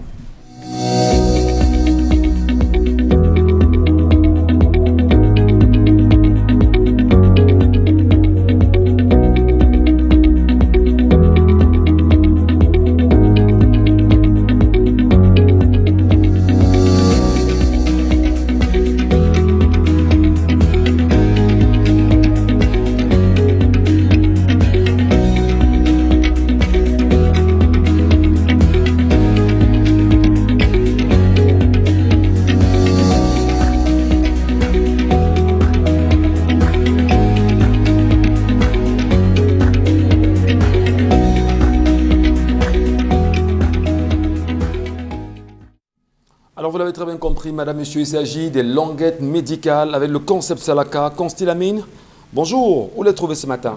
Bien entendu, merci Michel Ngachou. Bonjour à tous les téléspectateurs et bonjour à tous les clients du concept Salaka. À ces clients, je ne cesserai de leur rappeler ce grand événement à tout seigneur, tout honneur qui aura lieu le 4 décembre prochain. C'est à Douala-Bercy, la célébration des 20 ans de carrière de Constilamine, un rendez-vous culturel exceptionnel avec bien entendu en prime un très très grand concert de musique. Et il faut le rappeler déjà que bien avant le 4 décembre, le 25 et le 26 novembre prochain, vous aurez l'occasion de vivre 2 journées de vente promotionnelle sur tous les articles du magasin 1001 tapis. Oui, je dis bien, le 25 et le 26 novembre prochain, ça se passera à Douala, c'est-à-dire dans une terrasse de la place.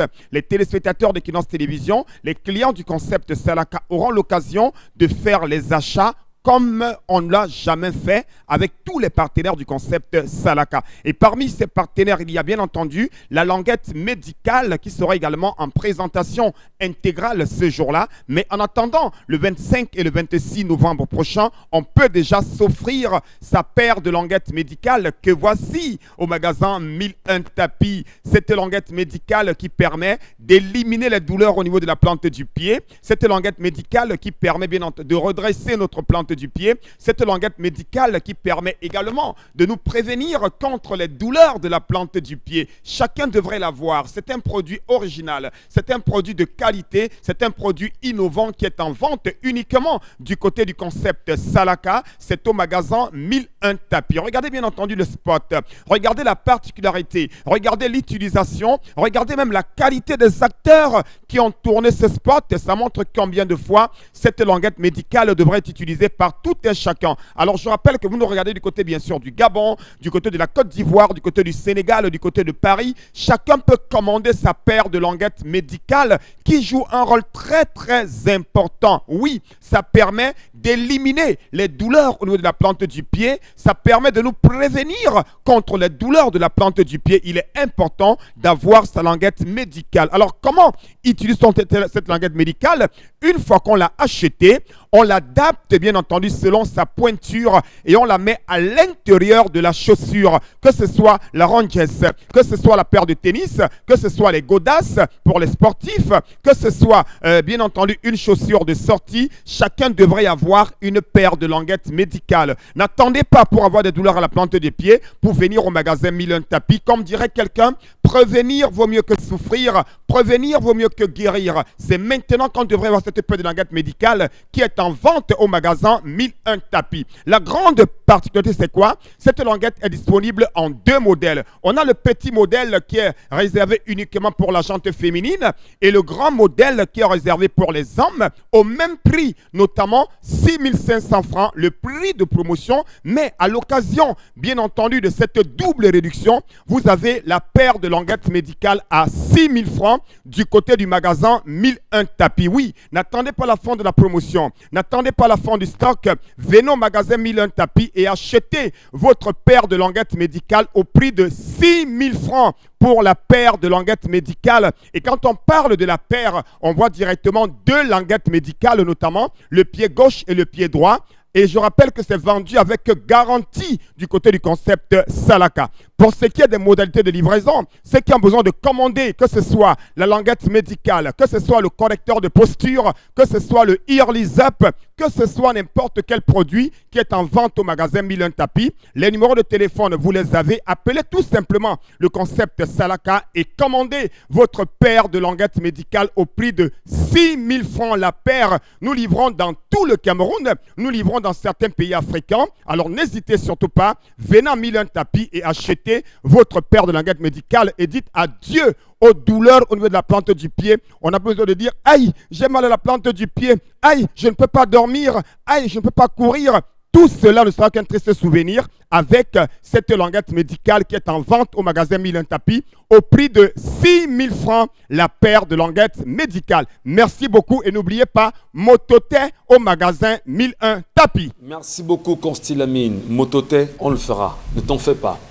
Allez, madame, monsieur, qu'est-ce qui se passe également aujourd'hui au Cameroun concernant le Covid-19?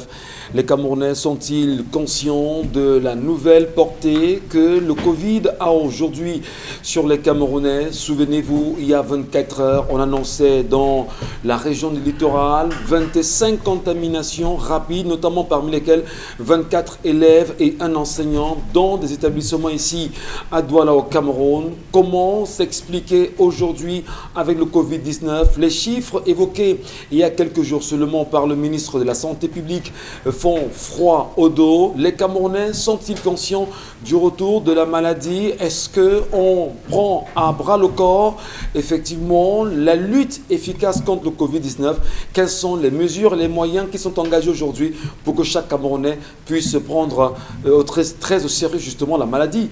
Alors, est-ce que vous, sur ce plateau, vous en avez entendu parler? Vous avez compris la situation? Bobo Bengan, avez-vous entendu parler? Covid-19, aujourd'hui, deuxième phase. Les Camerounais comprennent ce langage aujourd'hui? C'est vous qui êtes évolué.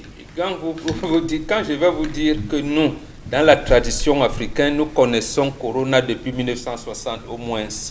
Et on connaissait avant parce que c'est vous qui avez donné ce nom. Et que Covid, c'est une grippe compliquée. Par exemple, qui parle pour ça entre dans ce que vous appelez l'évolution de la médecine, et précisément parce que le protocole de l'Organisation mondiale de la santé ne veut pas admettre d'autres protocoles.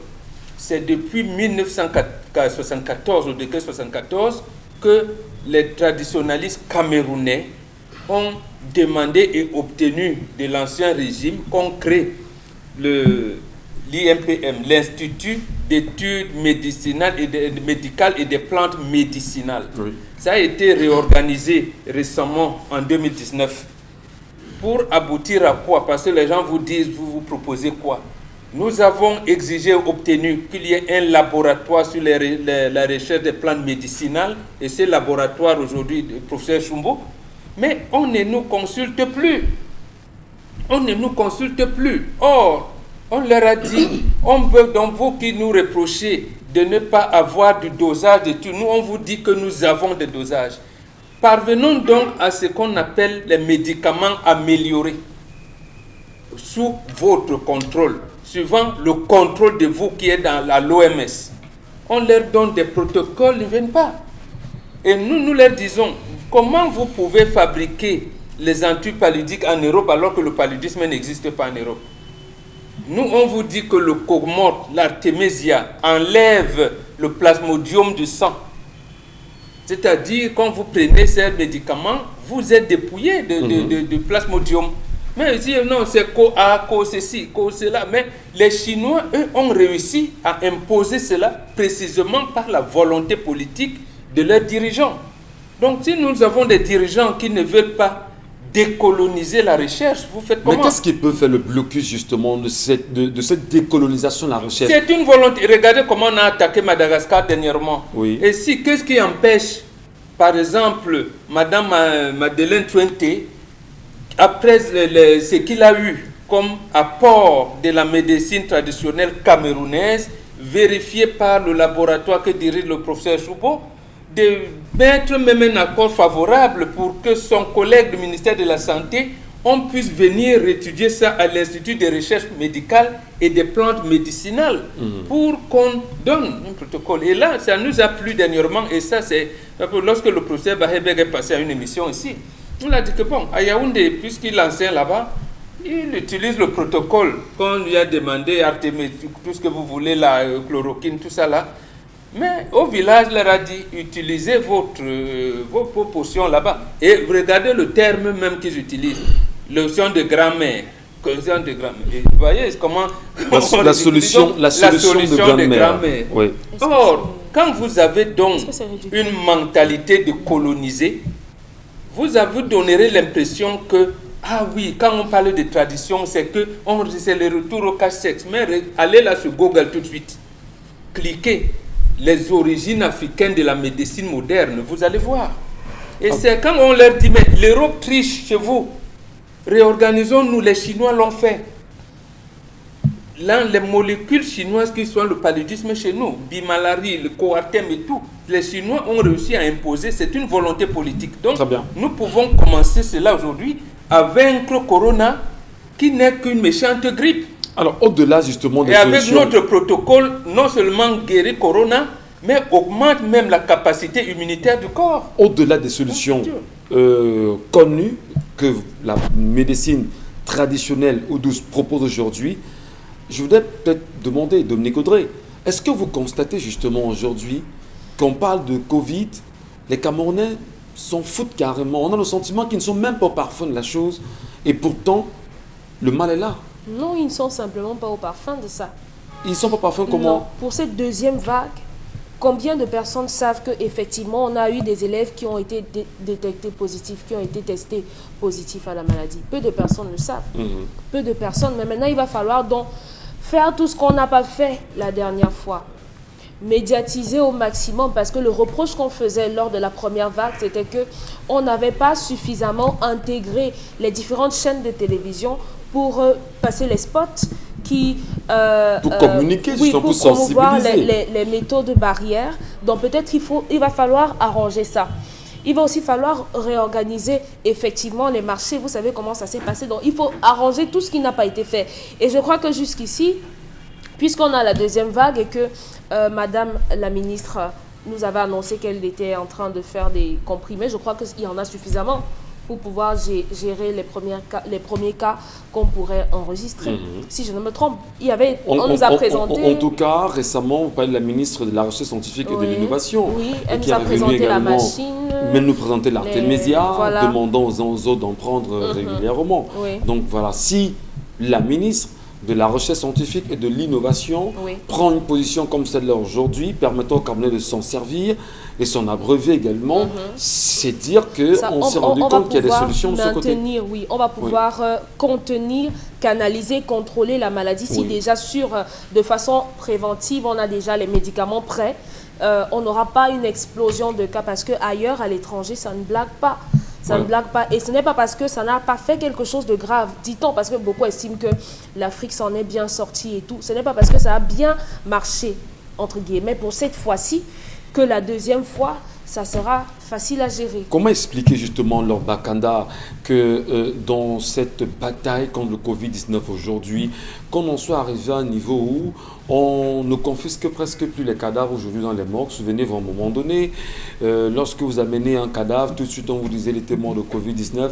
Est-ce qu'on va dire que le business du Covid, il y a eu tellement d'argent toute Covid dans la première phase que la deuxième phase, les Camerounais ont tellement vite ouvert les yeux qu'ils vous observent véritablement et attendent de voir ce que vous ferez? Non, là, je crois qu'on est beaucoup plus regardant sur la chose parce qu'avant, c'était quand même un peu... On a négligé.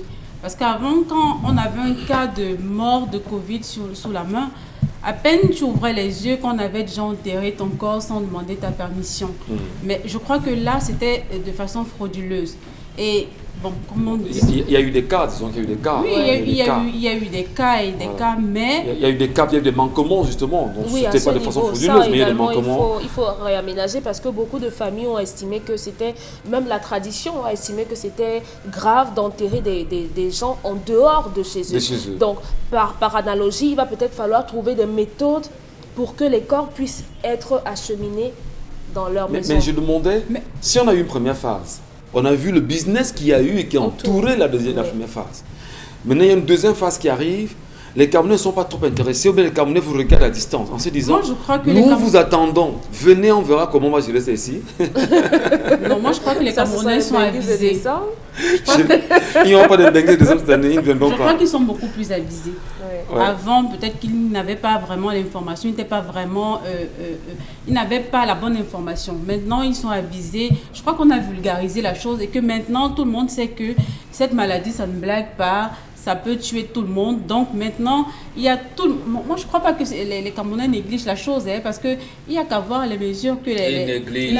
Pour ma part, ils ont démantelé tous les dispositifs sanitaires qu'ils avaient mis. À l'aéroport, ça a été suspendu.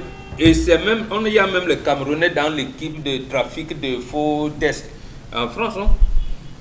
Les Camerounais. Oui, il y a les Camerounais dans cette équipe de trafic de faux tests. Je sais juste qu'il y a eu une actualité selon laquelle on a attrapé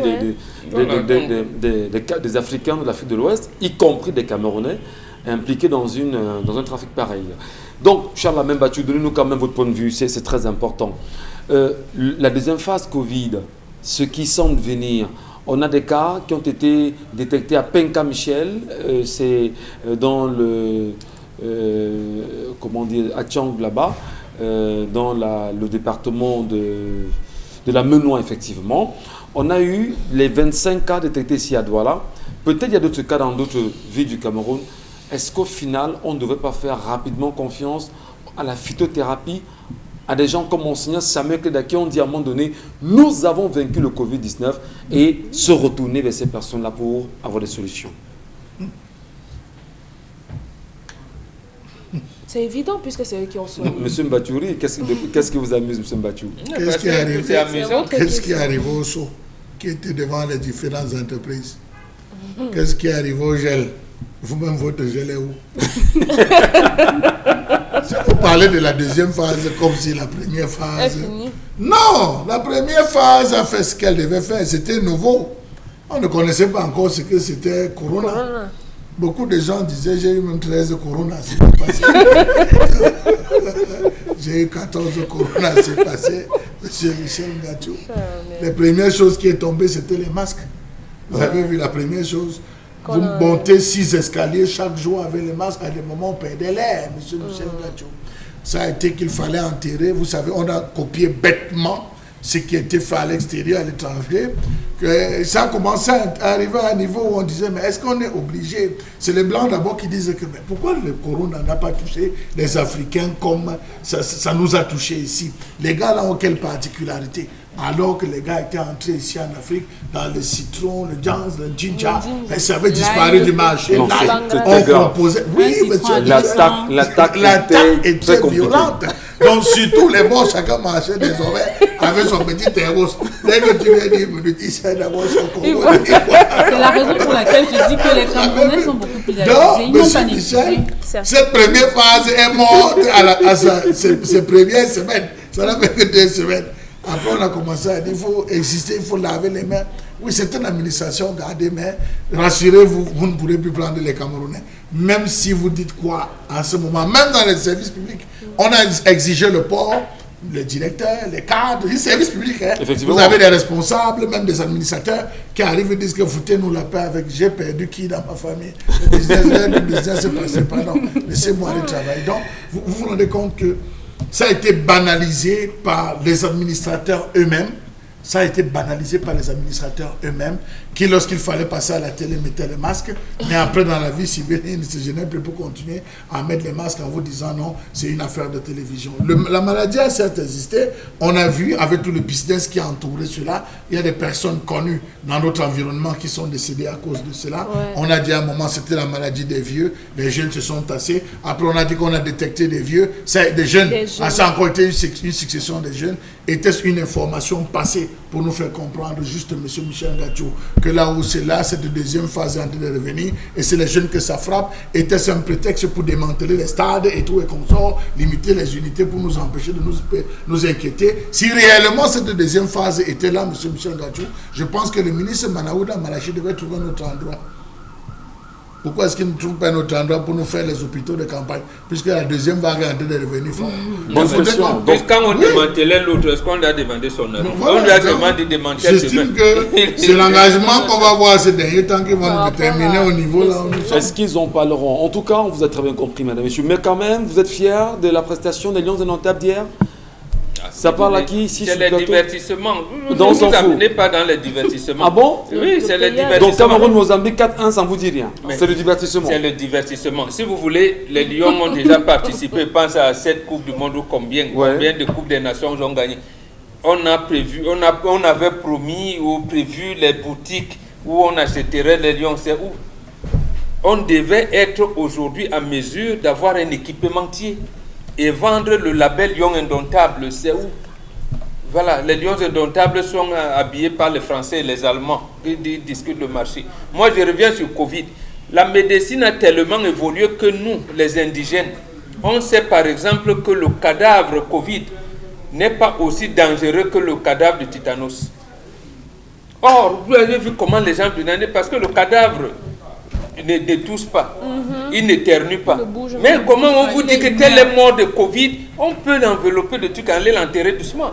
Or, depuis toujours, on a donné les morts, les cadavres de dépouilles, des gens morts de suite de tétanos, de tuberculose, de tout ça. C'est grave. Merci Mbombo. Est-ce que Consti Lamine est avec nous à l'instant? Consti, vous êtes là?